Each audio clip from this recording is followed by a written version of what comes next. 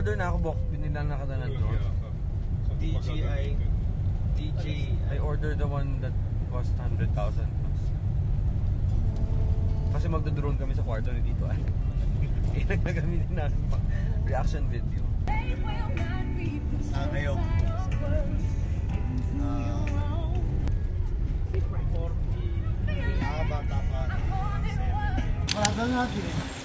Awan ito mahapon. May basa. Ayan, dyan sa yan, no? Hindi, ano kasi ito eh. Yung mga frozen. Ah, okay. Urong ka ba? Urong ka.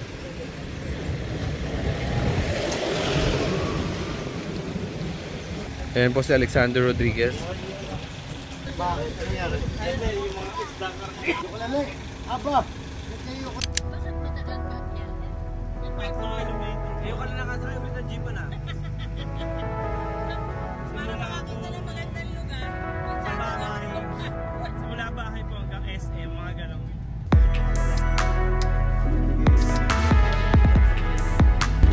Ay, lista pa. Ah, okay.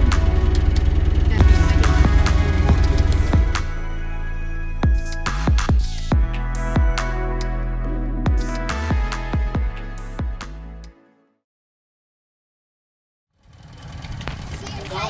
Wow!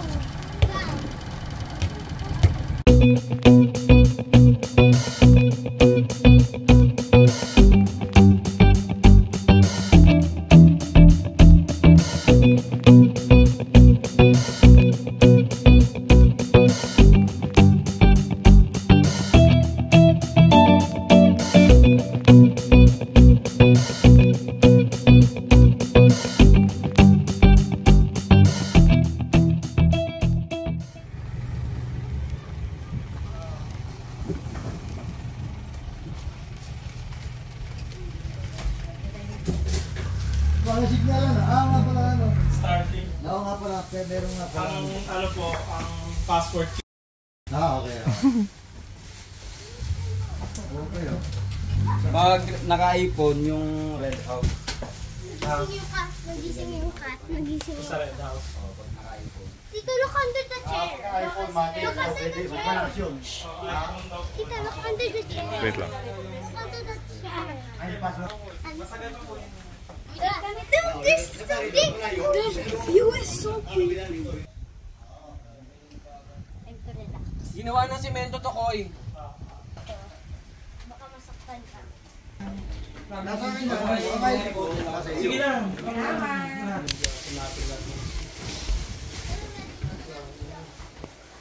Oo, tama. Tama kayo doon. Let's bring dog under the hat. Yan! Ito yung mga... Ayun nga naman ito wala.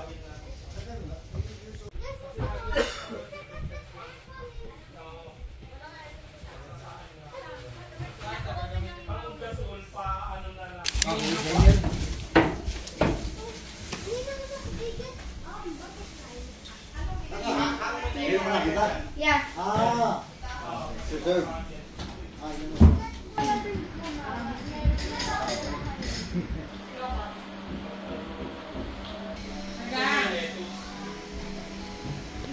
Ano na pong gagawin? Electric tayo para Hey, charger! Ito ang nagyan.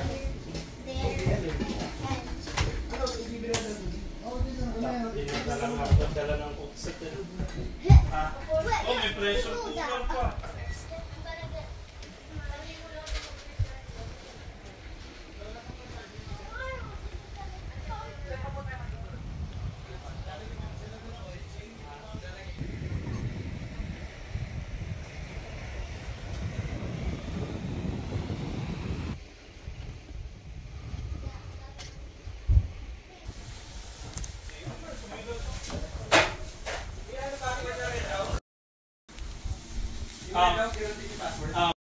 Pero yun daw ano, sa Red House. Same din. Same lang.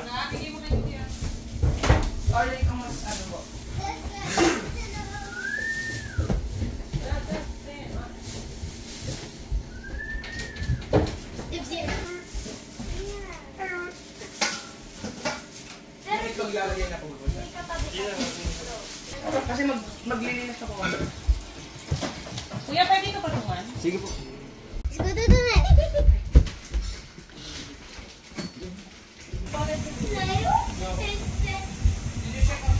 Tag.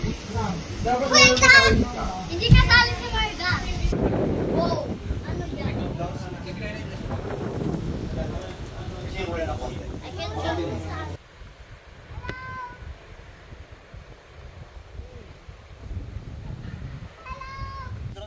White sand ano? Is it ano? Problema lang kada Ilan lang nila. umaga linilinis. Kasi, ibig sabihin, original na white sand yan o? White sand talaga. Okay. Ito, kuya, o baba ka. Pero laging yung tempohan po namin, walang tao po din. Nung last na punta po namin, may mga ano po, foreigner pero.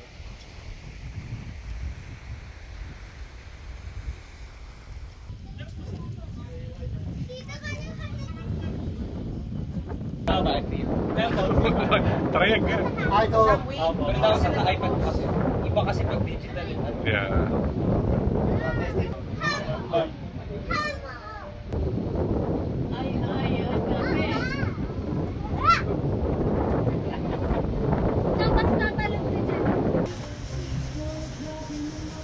You bit that. I didn't. I want a bigger one.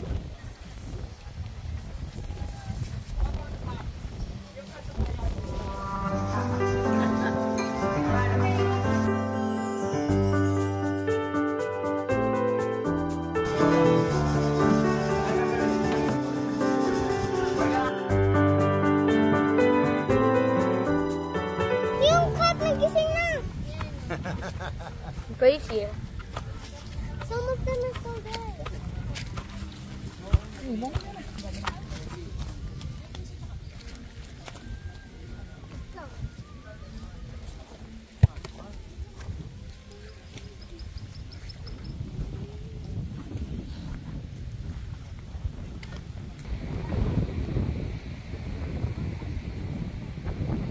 Hey, say welcome to KidCad. Say welcome to KidCad. Welcome to Cute Card. Wait, should it not be playing that song while... It's okay. Say it. welcome to Cute Cat. Okay, thanks. Okay, sana narinig yun. Welcome to KidCad, everybody! Apakaganda dito. Diyos ko tayo. Can you see? Can you see? Ganda. Tapos doon kami nakatira. Hala, kumidlat. Kumulog. Naririnig niyo ba ako? Sana naririnig niyo ako with the mic. Diyan kami nakatira. Ang tawag dyan ay Black House. Maraming mga houses dito na pinaparentahan. May Red House, may Brown House, may Hobbit House. Sa ano to guys? Naga City, I think. Or lagpas pa ng Naga City. Basta napakalayo po, Diyos ko day. Pero kasi naman, kung ganito ang view, dapat lang talagang tiyagain. Tingnan nyo naman yan guys. Ayan sila, papunta kami dun sa beach. Ayan nga, dyan kami nakatira. Sa Black House. Para ka makapunta sa beach, lalakad ka ng very light. Papunta doon, sa bababa. Yung beach nila guys, mukhang Boracay Beach. Ganong kaputi. Sorry, ang hangin. Kasi nasa tuktok tayo ng bundok. Napakaganda po. Kaso yun lang, just like I said, napakahirap puntahan. So nakita nyo naman yung montage kanina. Umalis kami ng Taytay. Siguro mga 7, a little past 7. Nakarating kami dito sa Naga. Anong oras na? Ilang oras talaga yung biyahe. Yung mom at saka yung dad ni Paul, nag-plane sila para hindi na sila mapagod sa biyahe. Sinundo namin sila sa airport, tsaka kami pumunta dito sa Black House. Itong Black House, mga 2 hours pa away from the airport. So nagbiyahe pa kami ulit, additional 2 hours. Bakit ba kami nandito? Actually, si Ikoy, tsaka yung mga anak na, si Alex and si Gab, nagpunta na dito recently. Tapos sila as a family, nakapunta na dito nung pandemic pa. Hindi pa nga daw ganito kaganda, hindi pa ganito kaayos. Talagang rough road, ganyan. Tapos, nagkaroon kami ng family gathering kila Paul. Tapos isa sa mga pinsan ni Paul, sinabi na, uy, gusto kong pumunta doon sa pinuntahan nyo, outing naman tayo. So, nagplano kami na pumunta ulit dito sa KidCad kasi gusto rin ng dad ni Paul pumunta. Ang ending, hindi na nakasama yung mga pinsan. Kami na lang. Which is also okay. Grabe dito guys. Paradise. Talaga. Ang lala. Tapos yung house na yun, hindi ko pa sure kasi kung magkano yung binayad. Sasabihin ko na lang sa inyo later. Pero lahat kami mag-fit doon. Tapos babayaran na lang namin yung excess. Mga bata lang din naman yung kasama namin. Tapos may mga baon din kaming food. Yun yung isang mahirap dito guys. Pag pupunta kayo dito sa KyudKad, pagdating nyo dito, mahirap nang bumaba ng mga bayan-bayan. So dapat dala nyo na lahat ng essentials nyo, dala nyo na lahat na kailangan nyo. Although pwede naman magpabili, pero syempre hassle, diba? So mas okay na dala nyo na lahat. Tapos, kanina, habang nandun kami sa bahay, may dumating na parang 2 nakamotor. Tapos tinanong namin, ano yun? Ano pong gusto nila, ganyan? Ano pong kailangan? Nagbebenta sila ng freshly caught na mga isda. May mga ganun dito madalas. Kaso ang dami-dami kasing dalang pagkain. Pero, ayun, kung like gusto nyo ng fresh na kakainin, seafoods, meron dito, i-offer sa inyo straight from the sea. So anyway, habol ako sa kanila, tatambay kami dito. Mga wala pa kaming tulog, sa totoo lang. Tatambay kami dito sa beach muna. Sayang kasi yung araw, hanggang Wednesday lang kami dito. Today is a Monday. Wednesday morning, alis na rin kami. Ihatid namin yung parents ni Paul sa airport. Tapos yung flight nila papunta ng Manila. Tapos kami naman babiyahe by car. Ganito pala yung daan. Tapos ito yan yung Hobbit House. Ayan, pinaparentahan rin yan. Kaso good for 4 lang daw. Tapos dati dyan nakatira yung may-ari. So hindi nila pinaparentahan yan. Gumawa sila ng isa pang bahay. Yung brown house ata. Doon na sila nakatira ngayon. So pinaparent na nila itong Hobbit House. Kaya siya tinawag na Hobbit House kasi yung door niya bilog. Parang sa Shire, sa Lord of the Rings. So ito yung daan papunta sa beach. Malapit lang. Madaldal lang ako kaya parang matagal. Ayan o. Pagdating dito, ganito na. Rough road. Yung pala guys, papunta dito sa KyudKad, maraming parts, especially yung paakyat na dito sa KyudKad itself, na rough road, as in super rough road. Ang ginawa namin, nakasakay kami sa van hanggang sa a certain point sa bayan. Tapos, nag-hire na lang kami ng jeep paakyat dito kasi sobrang rough road talaga. Kung wala kayong 4x4 na car, hindi kakayanin, masisira yung sasakyan nyo. So, dapat 4x4 talaga yung car bago kayo makaakyat here. So, this is the beach. Tada, napakaganda guys. You wanna see the sand? Arte, wanna see the sand? Hindi siya as pino, pero white naman. Hindi siya pino pala talaga, oh. Mabato. Pero maganda, it's white. Tapos walang tao. Sana talaga naririnig nyo ko pag nag-fail tong mic na to. Diyos ko dahi. Ang hangin kasi. Pero sana, ayan na sila, nakapwesto na sila doon. May kubo din pala dito na I think pwede rin i-rent. Tapos may bayad. Pero may kuryente, as in pwede kayo magsaksak and everything. I'll show you later. Tignan nyo nga dito, may nakapitch ng tent. Tapos doon, may volleyball net. Although, yung beach dito, as you can see, dito medyo pag ganon, medyo sloped, inclined. Tapos pagdating dito, pabagsak na siya ng ganon. So ito lang talaga yung area na pwedeng paglaruan. Which is fine, kasi wala naman tao eh. Ang ganda ng mga puno. So ayan, dito tayo. Ang dami namin dala. Sila Igoy kasi ready sila lagi. Meron tayo mga pang-camping, chairs, and everything. Tapos yun yung cottage na pwedeng pagstayan. Doon magsistay yung mommy. Okay, so ayan yung kubo na pwede kayo magstay, tapos may saksakan and everything. Oh, yeah. So yan, ito yung beach. We're gonna play volleyball. Malayo-layo na yung natin. Nabiyahin natin, no? Hindi nyo na makita yung black house. Yan. Beautiful KyudKad. Quick vacation. So, lalaro na muna tayo ng volleyball habang pumapatak ang ulan, mga kaibigan. Good luck sa ating cellphone. Let's go.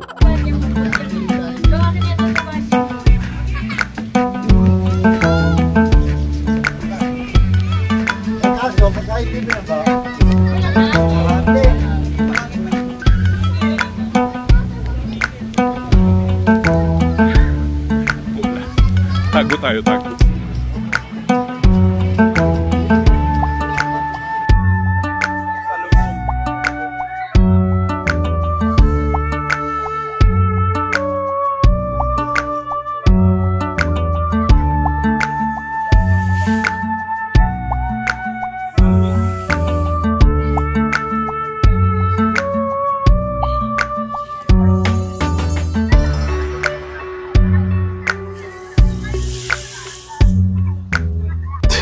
Okay, so yun lang guys. Nag-volleyball lang kami, tapos nag-swimming, konting inom. Tapos umulan eh, kaya hindi ko na napakita sa inyo, pasensya na. Phone lang kasi yung dala ko. Actually, kahit camera nga, mas hindi ko mapapakita sa inyo. Anyway, may gusto akong puntahan dito sa dulo. Patapos na rin kami, nagliligpit na. Babalik na kami sa house, sa Black House, kasi magdidilim na. Pupunta lang ako dito sa mga batuhan, dito sa dulo. Kasi ang interesting. Pakita ko sa inyo. Ang ganda niya talaga. Ang ganda sa personal, ang ganda sa camera. May mga ibang tao na rin pala nagsiswim. Ayan o, may ibang tao na rin. Puntahan natin itong mga bato-batuhan. Wow! Ang ganda dito o. Kaso parang medyo sharp yung mga bato.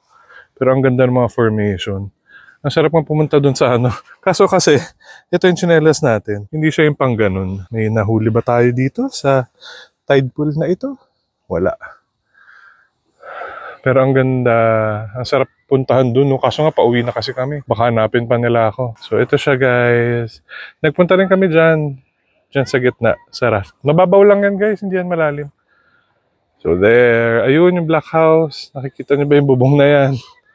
So, babalik pa tayo dyan. Pwede rin mag-kayak dito and canoe, I think. Pero ano yun, I think may bayad na. Tomorrow, although hindi pa naman tayo tapos today, pero tomorrow, ang gagawin natin daw ay iisa-isahin natin yung mga pinaparentahang bahay dito kasi wala naman na daw magre-rent by tomorrow. So para makita nyo rin kung ano yung itsura ng ibang bahay. Yung Black House, hindi ko na masyadong na-tour sa inyo pero pinakita ko naman sa inyo kung ano yung itsura ng loob, yung mga beds, di ba? Wala na formal tour, pero at least nakita nyo yung loob. So tomorrow, titingnan natin yung ibang mga pwedeng rentahang houses here. Again, hindi ko pala kung magkano pinaparentahan yung Black House, pero baka mag-flash na lang dito or sabihin ko sa inyo later. Ngayon, tutulong muna ako sa pagliligpit at aakit na kami ulit sa aming bahay. See you later. Ito yung way pabalik. Mas maliwanag siya sa camera. Madilim na siya dito sa amin. Up on your own? Okay. Bye. Kaya baliktad hawak mo. Malalaglagan na sa loob.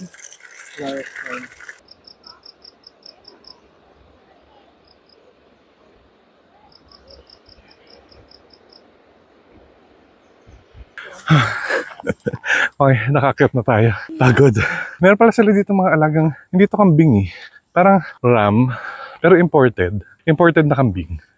Papakita ko sa inyo. Ang lalaki. Ayan guys, kita nyo ba? Ang lalaki na yan. Ito sila Emma.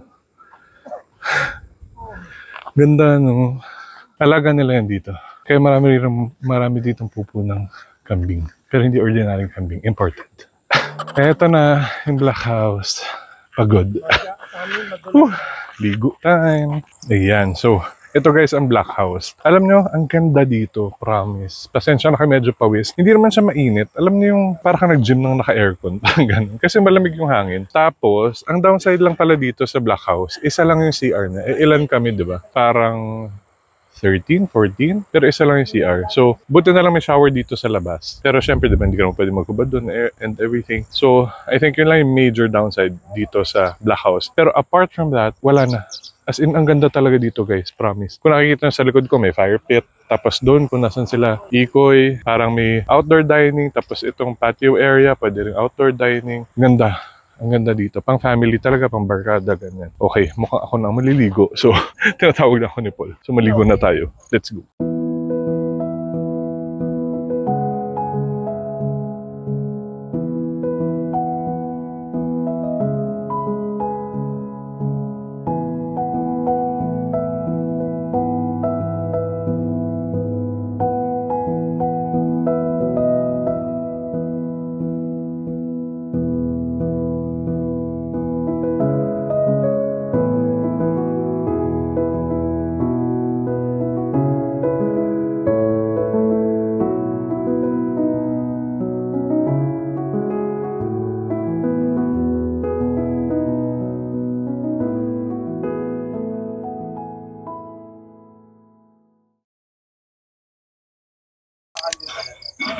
Parang sa sobrang dikit niyo po. Hindi, pre. Gusto mo to? May tropa ako, binigyan ako. Nahirapan na si Maroy sa maintenance. Yung ginawa niya, pinatibay niya tapos pinalawak na lang.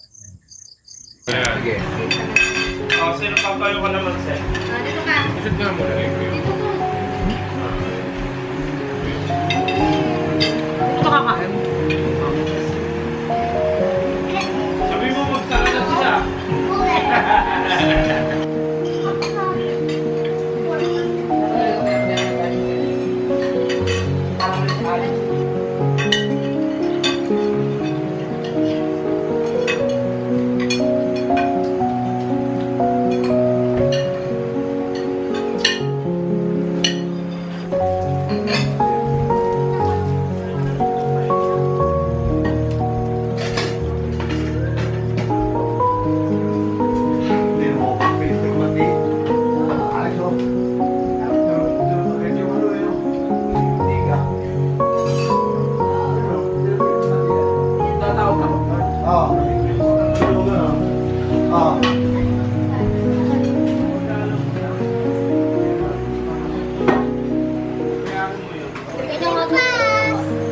Ano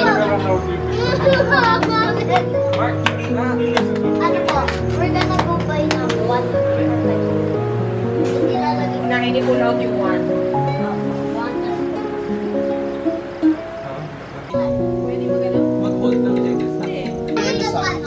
Huwag kang gawin